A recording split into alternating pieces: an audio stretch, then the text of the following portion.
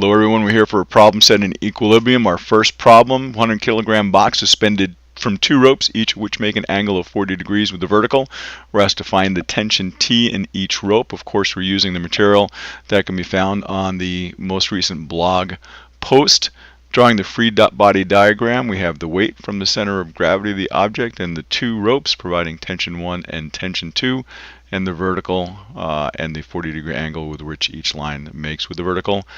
Applying a convention for plus being to the left and up, we have the tension in the first rope in the x direction is T1 sine 40 with that particular numerical value, and the tension in the y direction T1 cosine 40.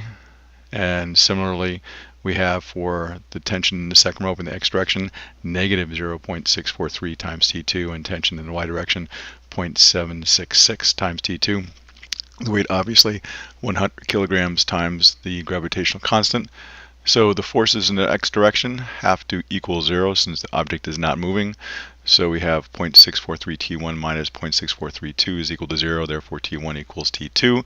That's going to give us the tension, the sum of forces in the y direction. We have the weight plus the two vertical components of the tension. Plugging in the numbers, we have 980 newtons is equal to 0.766 times T1 plus T2. T1 is equal to T2, so that's going to be equal itself inside the parentheses to T2. So we have 1,279 newtons equals 2 times T, or the tension, and the tension finally then is 639 newtons, and that is the end of the first problem. The second problem, to move a heavy crate across a floor, a rope is tied to it, the other end to a wall 10 meters away. When a force of 450 newtons is applied to the midpoint of the rope, it stretches so the midpoint moves to the side by 1 meter, and we're asked to find the force on the crate. Is it greater than, equal to, or more than 450 newtons?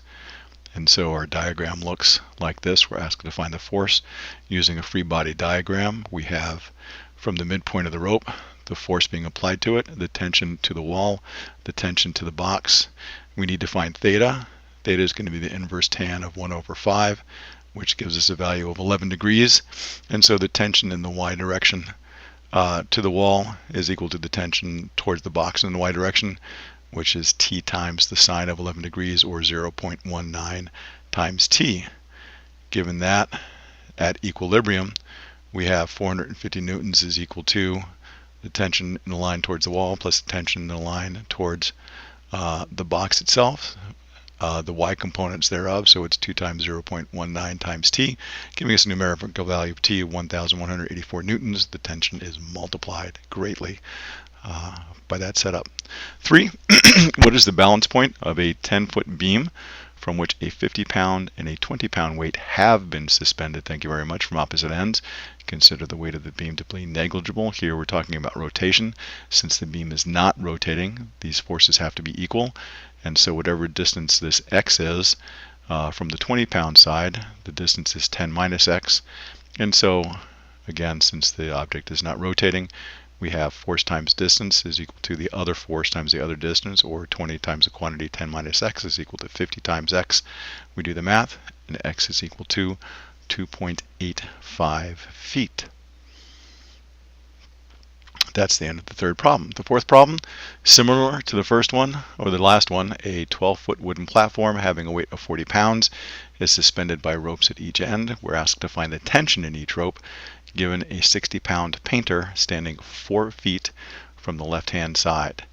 And so we have our diagram with the tension 1, tension 2 on each end, and the weights applied by not only the object by itself from the center of gravity, but the painter. And those, since the torque is 0, they have to be equal. So we have 160 pounds times 4 feet plus 40 pounds times 4 feet. That should be 6 feet. My apologies. And when you do the math, you get T2 is equal to 73 pounds.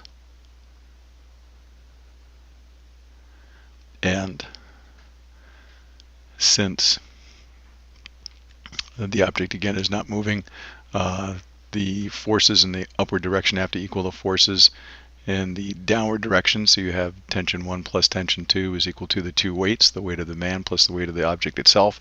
Solving that for T1, we have T1 is equal to 160 pounds plus 40 pounds minus 73 pounds, or 127 pounds total. And that is the end of the fourth problem and the end of the set. Thanks for watching.